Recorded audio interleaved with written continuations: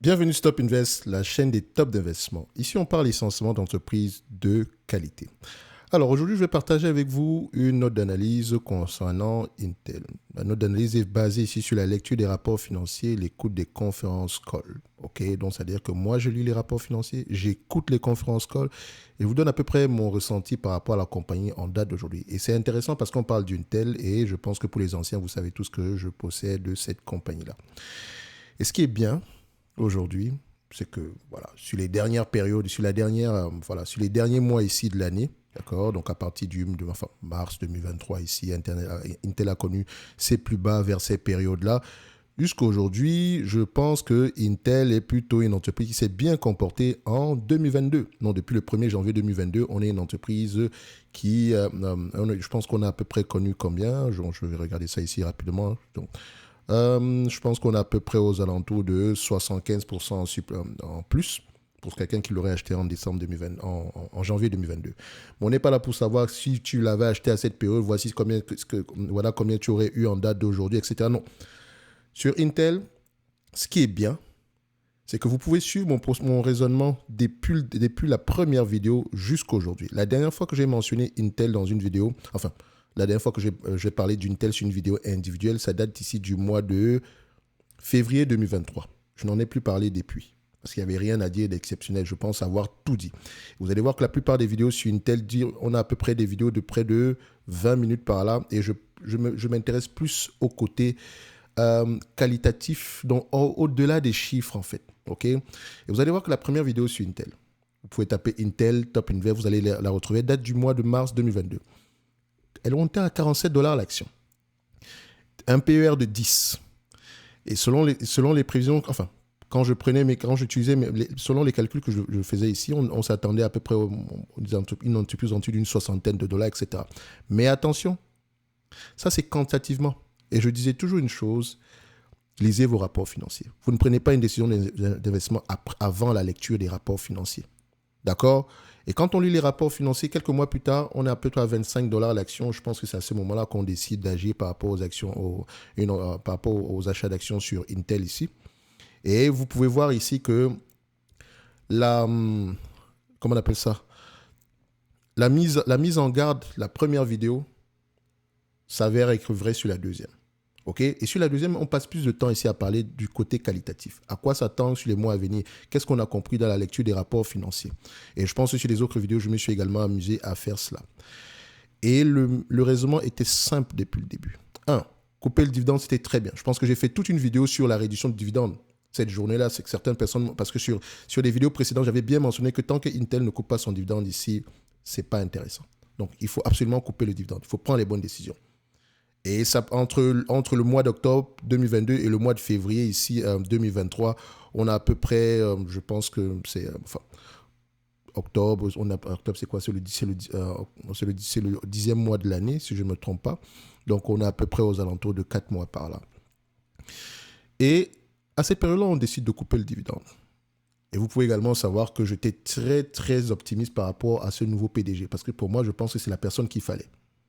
Et je vous ai également mentionné précédemment tout ce qu'Intel avait eu à faire en mal, d'accord, et pourquoi est-ce qu'elle s'est retrouvée dans ce genre de situation-là. Et vous allez pouvoir remarquer que sur toutes ces vidéos-là, le côté PER, quantitatif, etc., c'est secondaire pour moi. Parce que le plus important, c'est la compréhension du business. Et j'aime bien ça. Ce qui me permet de confirmer ici aujourd'hui que c'est très important de lire les rapports financiers. Ça vous permet d'investir avec conviction. D'accord? Et vous pouvez savoir que durant toute cette période, ça n'a pas été facile pour un investisseur sur Intel. Ça n'a pas été facile du tout. Mais quelqu'un qui, avec sa thèse d'investissement dès le départ, bien écrite, enfin, bien établie, d'accord, je pense qu'il était assez serein. Donc la période actuelle ici n'était pas...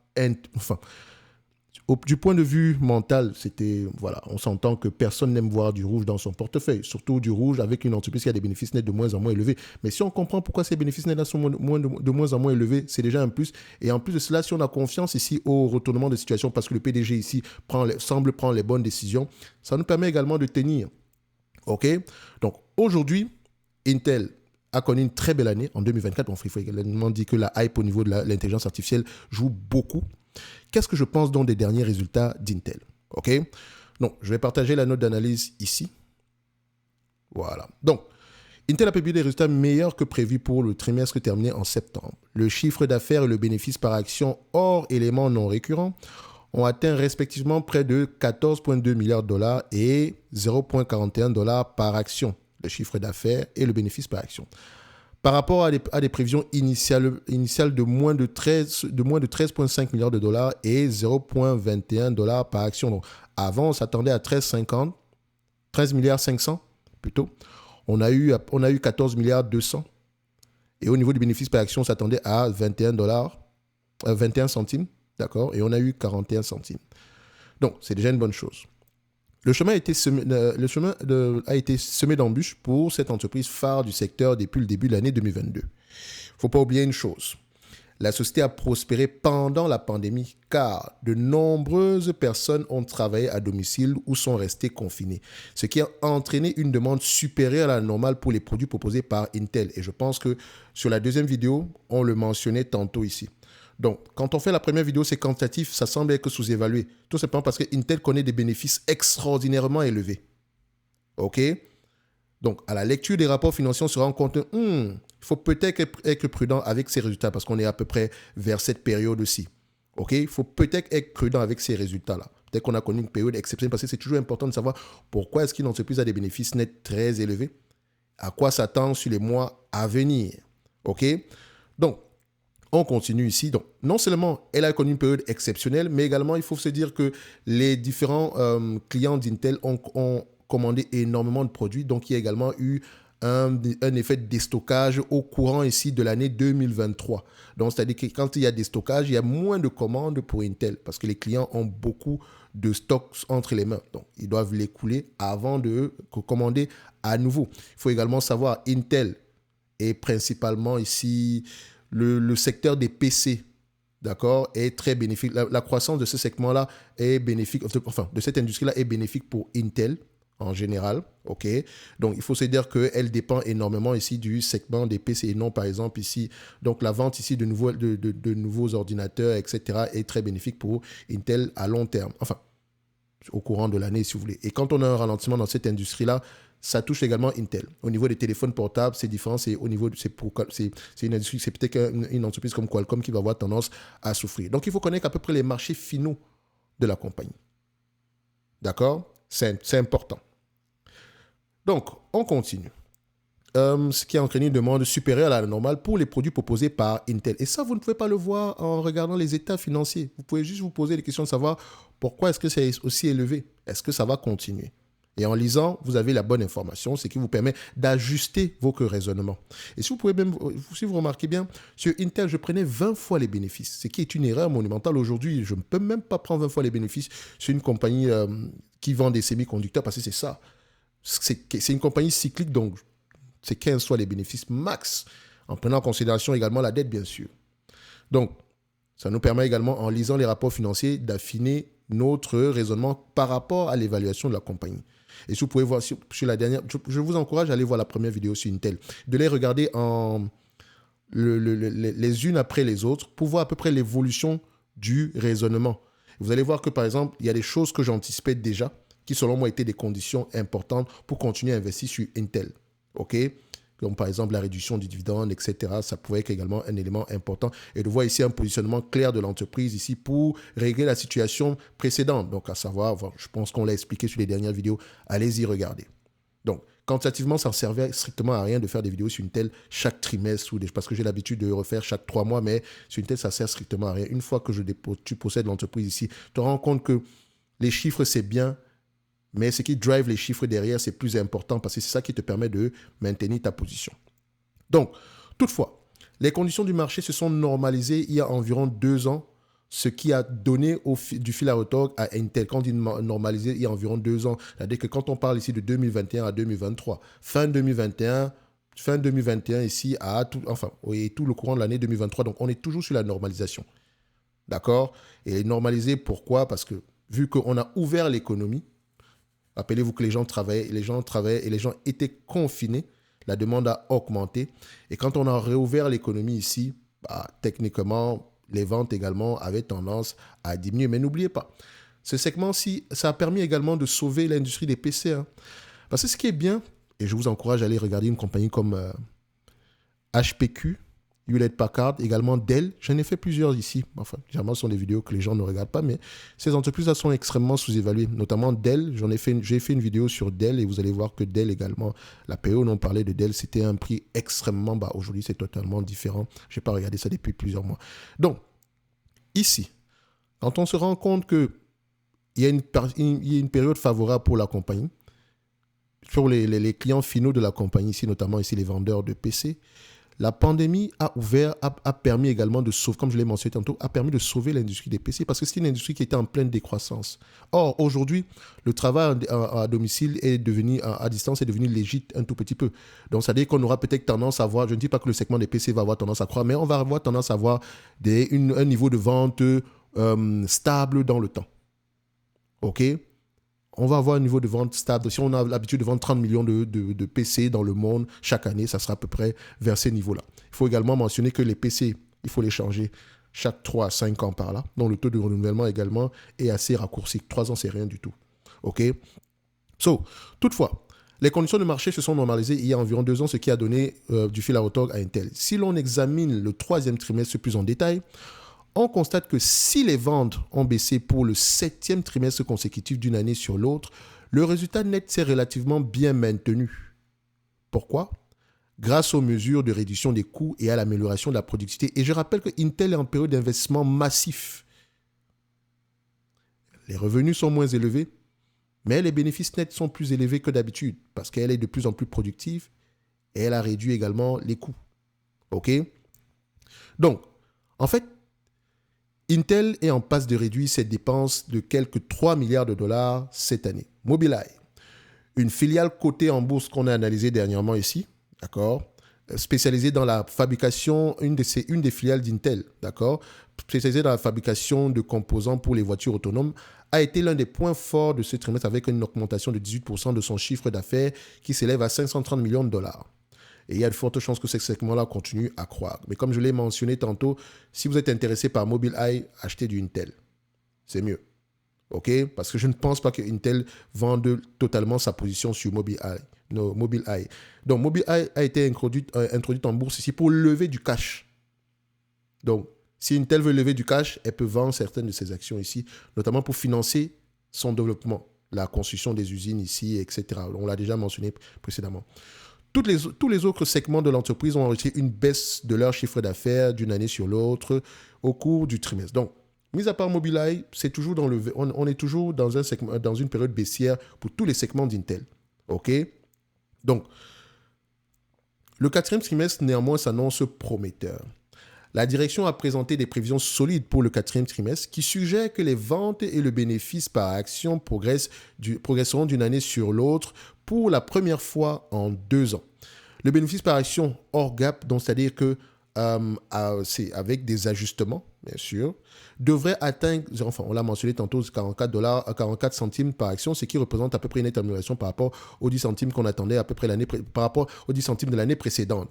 Par ailleurs, la direction a déclaré qu'elle entendait traiter sa division des puces programmables comme une activité autonome et qu'elle envisageait de l'introduire en bourse d'ici quelques années, également pour lever du capital. Et c'est également une très bonne chose, donc c'est-à-dire que Intel n'aura pas de problème ici pour financer sa croissance.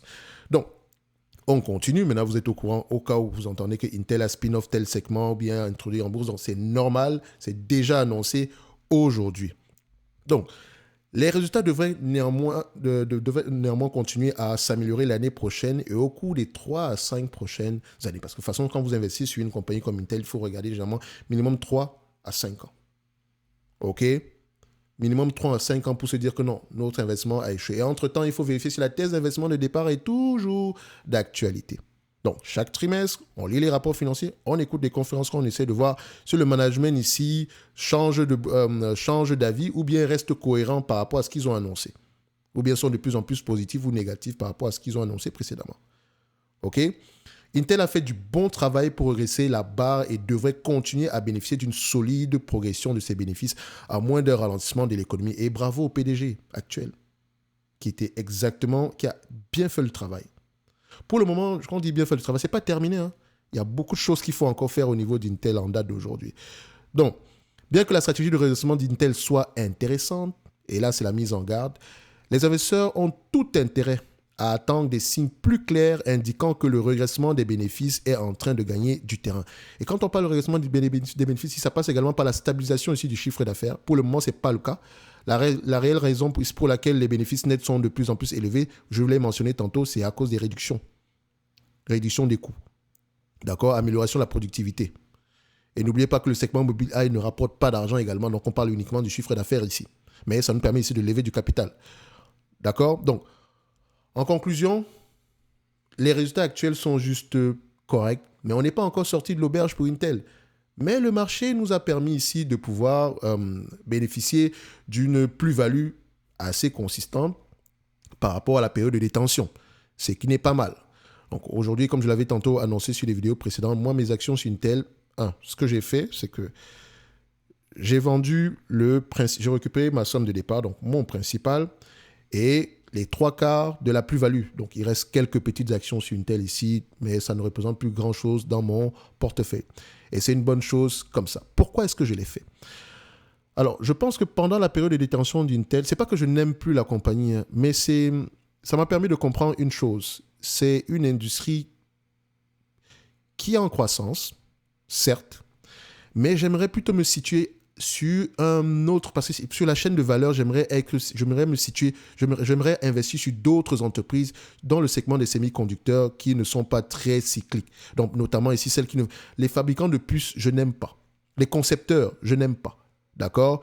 Mais les compagnies comme TSMC, j'aime bien. Mais attention, vu qu'il y a un segment d'activité genre fabricant de puces électroniques, donc sous-traitant ici, au sein d'Intel, c'est la raison pour laquelle je l'ai détenu même d'ailleurs, parce que c'était ça mon narratif de départ, et que les États-Unis vont avoir tendance ici à produire de plus en plus en interne. Il ne faut pas oublier que ce n'est pas parce que on va construire de nouvelles usines en termes de productivité qu'on va pouvoir faire la compétition ici avec Intel, avec TSMC. D'accord? Parce que le marché du travail, il faut une main-d'œuvre spécialisée. Et on s'entend qu'une main-d'œuvre spécialisée à Taïwan, comparée aux États-Unis, ce n'est pas le même prix. D'accord? Est-ce que Intel va pouvoir afficher les mêmes prix? Je n'en sais rien. Peut-être qu'également au niveau de la productivité, ils vont avoir des gains, mais voilà, n'oubliez pas également que s'ils produisent en interne pour vendre aux États-Unis, ils ont moins de coûts de transport que une compagnie comme TSMC qui va avoir tendance à produire à Taïwan, transporter vers les États-Unis. Dans tous les cas de figure, ça pourrait fonctionner, mais je pense que le prix que le marché me propose aussi aujourd'hui, c'est tellement bon. J'ai eu, comment on appelle ça? Le gain est très rapide pour la durée de détention. Donc, je préfère m'en séparer littéralement ici. Et même si je reste positif sur le secteur d'activité, je préfère me concentrer sur des entités comme CDNC, comme Cadence Design System. Je préfère le software dans ce secteur d'activité. Cette compagnie est surévaluée, on s'entend. Mais je l'attends avec impatience à mon prix. Si je dois investir dans le segment des semi-conducteurs, c'est exactement ce type d'entreprise que je vais avoir tendance à favoriser. Même les ASML, c'est bien. D'accord, les AMAT, c'est également bien, mais ça prend également, il y a beaucoup également, il faut voir qu'il y a des cycles qui jouent dessus. Donc, pour moi, l'entreprise que j'ai bien aimée en étudiant ce secteur d'activité, c'est vraiment Cadence. Après, il y a d'autres, il y a une qui m'échappe également ici, mais voilà. Il y a également Broadcom qui était bien, mais s'il fallait vraiment choisir une, peut-être celle-ci, je l'aurais pris en portefeuille, mais le prix est encore élevé. Mais je sais que tôt ou tard, on aurait une opportunité d'investissement. Voilà à peu près le type d'entreprise qui, va m'intéresser à long terme. Donc, il faut également mentionner que Intel, et je pense que le prix actuel est juste très bon par rapport aux risques qu'on doit supporter ici pour les mois à venir. Parce qu'on est toujours en pleine restructuration. OK? Et le 45 $ qu'on paye ici aujourd'hui, c'est presque, voilà, c'est, à mon avis, assez généreux pour la situation actuelle. Donc, si on se base ici sur l'estimation des bénéfices nets en 2025, où on attend à peu près du 2,50 $, on est quand même sur des PER ici presque aux alentours de 17 fois les bénéfices par là. OK? Et je trouve que c'est assez élevé pour moi pour du Intel. D'accord?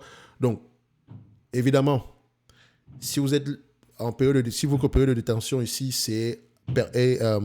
enfin, je ne pourrais pas parler de long terme. Hein. Si vous pensez que Intel peut faire mieux qu'aujourd'hui, d'accord, vous pouvez garder vos actions. Parce que je ne suis pas en train de vous dire ici que vendez vos actions, Intel c'est surévalué. Non, pas du tout. Tout se passe bien, mais le prix actuel est un peu trop élevé par rapport à la situation actuelle. Intel, au cas où tout se passe bien, pourrait revenir à des bénéfices nets de 5 dollars, aux alentours de 5 dollars pour les années à venir. Et ça représente à peu près 10 fois les bénéfices ici. D'accord? Donc, à chacun de faire son choix. D'accord? Moi, c'est une bonne période de détention. J'ai appris beaucoup de choses au sein de cette industrie. Et ça m'a permis de comprendre quel type d'entreprise j'aimerais avoir à long terme dans cette industrie-là. OK? Évidemment, si on vient me reproposer du Intel aux alentours d'une vingtaine de dollars ici, 25, 30, pourquoi pas? Mais au prix actuel, je serais à la limite qu'on est correctement évalué et ça prend bien en considération beaucoup de guesstimations. OK? Parce que je pense qu'aux alentours de 2028, ici, les analystes s'attendent à peu près à du 4,50 $. Mais n'oubliez pas que ce segment-ci est cyclique et ça demande également ici le changement, comment dire ça? Il y a beaucoup de pression au niveau ici de l'innovation technologique. D'accord? On peut avoir le meilleur produit en date d'aujourd'hui, mais le mois prochain, on a un concurrent et la concurrence également ici est sûrement basée sur les prix. OK? Donc, moi, ce n'est pas quelque chose que j'aime beaucoup. Donc, j'essaie jamais d'avoir le moins d'entreprises possible ici qui ne soient pas un price maker. Vous pouvez être un price maker ici, donc vous pouvez fixer les prix à court terme quand vous dominez sur le plan technologique. Mais une fois qu'il y a des concurrents sur le marché, la bagarre, vous allez avoir tendance ici à faire une concurrence sur les prix et ça, je n'aime pas. OK? Donc, ce n'est que mon avis sur Intel. D'accord? Et n'oubliez pas, quand une entreprise vous intéresse, oui, les chiffres peuvent être intéressants ici, mais ne pensez jamais que vous êtes plus intelligent que le marché. Donc, si le marché vous présente une opportunité d'investissement, c'est peut-être parce qu'il y a un problème ici à court terme et à vous de décider ici si le problème actuel est durable, et s'il est temporaire ou bien s'il est durable. OK? Et vous arrangez en conséquence par rapport au prix d'acquisition tout en vous gardant ici une marge de sécurité. Donc, c'était tout pour aujourd'hui concernant Intel. N'oubliez pas, en lien dans la description de la vidéo ici, vous avez la top newsletter où je partage également ici des analyses sectorielles justement sur le segment des semi-conducteurs. On en a partagé il y a quelques temps. OK? Donc, ça peut vous aider à avoir une idée générale de ce qui se passe sur ce secteur d'activité-là. On avait parlé du fameux CHIPS Act avec bénéfique pour Intel, etc. Bref, toutes les informations étaient là. Et je pense que Intel, c'est peut-être l'entreprise que j'ai plus suivie qualitativement sur cette chaîne, hein, si je ne me trompe pas. Et moi, j'aime bien ce genre de vidéos-là. D'accord? J'aime bien ce genre de vidéos-là. Et vous imaginez les gens qui vous disaient entre-temps ici que ouais, mais Intel, c'est un couteau qui tombe, etc. Vendez, il n'y a rien. Nvidia les dépasse, etc. Sans même savoir ce qu'il y avait à l'intérieur, sans même savoir ce qui se tramait à l'intérieur. Et même aujourd'hui, même malgré le fait qu'on ait eu une bonne performance sur Intel, je ne peux pas dire ici que Intel est sorti de l'auberge. Donc, il y a toujours des éléments négatifs que je vois ici, mais qui sont en train d'être réglés. Et c'est pour ça que pour Intel, il faut vraiment être entreprenant. D'accord? Entreprenant. Donc, la lecture des rapports financiers libère, les amis. Cette lecture-là libère. Maintenant, comme je l'ai mentionné, vous avez la top newsletter, vous avez également le service top premium où je partage également des analyses quantitatives, où je partage également ici des analyses qualitatives sur des entreprises qui, moi, m'intéressent. Donc, je lis les rapports financiers, j'écoute les conférences calls et je vous présente une entreprise ici qui pourrait être sous-évaluée. OK? Vous pouvez également faire des demandes d'analyse et voilà, avoir accès à la watchlist ainsi qu'aux différents services ici dans le top premium. Donc, dites-moi en commentaire si vous avez eu du Intel. Si vous possédez du Intel aux alentours d'une quarantaine de dollars ou bien une vingtaine de dollars. Et comment ça s'est passé votre processus de détention? Est-ce que c'était facile? Qu'est-ce qui vous a aidé à tenir? Parce que c'est ça qu'on aimerait partager ici aujourd'hui. Et ce n'est pas la première entreprise. Vous avez vu avec Google, vous avez vu avec Amazon, vous avez vu avec Meta. Je pense également qu'on avait parlé également de Netflix. Ce sont des entreprises qu'on a suivies en période difficile. D'accord? Et en période difficile, si la vie était complètement... On allait dans le sens contraire ici de la croyance populaire, enfin, de l'ensemble du marché, tout simplement parce qu'on avait peut-être un avis un peu plus approfondi du business model. Et je le répète toujours. D'accord? Lisez vos rapports financiers, les amis. OK? Donc, dites-moi en commentaire comment ça s'est passé pour vous la détention sur Intel. Même ceux qui ont vendu. Pourquoi vous avez vendu? Est-ce que vous êtes dans le regret, par exemple? Parce qu'il ne faut jamais regretter d'avoir vendu. Au pire des cas, vous apprenez une leçon.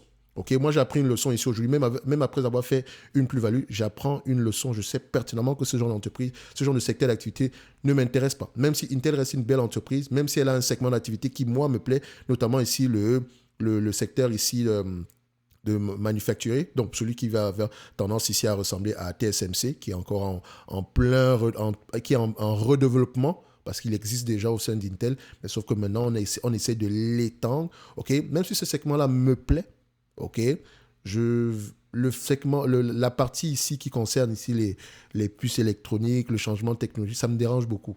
OK? Donc, je sais que ça reste cyclique, mais au prix actuel, comme je l'ai mentionné, le prix est tellement bon que je ne peux pas ne pas vendre mes actions sur Intel. Quitte à rater une certaine hype ou je ne sais pas quoi, mais moi, ça me va. D'accord? Mon ride était assez correct ici aujourd'hui. OK? Donc, ça arrivera. Vous allez avoir tendance à connaître ce genre de situation-là sur la plupart de vos entités. Et je le mentionne toujours si j'ai des entreprises où je ne gagne pas encore d'argent. Ça fait très longtemps que je les détiens. Et je les ai toujours en portefeuille. Et je n'hésite pas à en rajouter. J'en parle souvent sur la chaîne ici. D'accord? Donc, notamment une compagnie comme CVS. Donc, pour moi, je dors encore sur mes deux oreilles. Je comprends le business. Je vois à peu près ce qu'on a en train de faire ici aujourd'hui. Et c'est une machine à cash. Elle crache du cash aujourd'hui. OK? Donc, le business model s'améliore et on ne peut donc pas la comparer parce que dernièrement, j'ai vu une vidéo, quelqu'un qui comparait CVS à Walgreens. Ce n'est vraiment plus le même business. D'accord? On peut même dire que Walgreens est un segment de CVS si vous voulez. OK? Donc, ça, c'est un business qui me plaît, qui est extrêmement sous-évalué au prix actuel. Oui, elle est endettée, mais elle paye également sa dette massivement. J'aime également un business comme HP Inc., d'accord, qui est quantitativement sous-évalué, qui est un business assez correct et qui est peut-être qui est un client d'Intel, d'accord.